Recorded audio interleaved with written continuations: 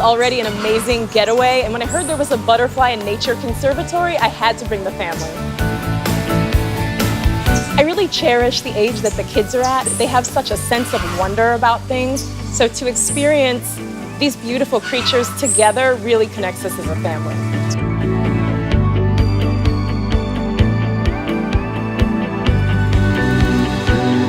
It was fun coming here with our family because this whole place was pretty.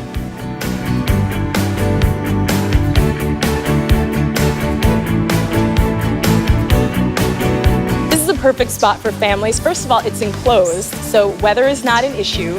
Keeping track of your kids is not an issue. They can run after the butterflies and look at the flamingos from different angles.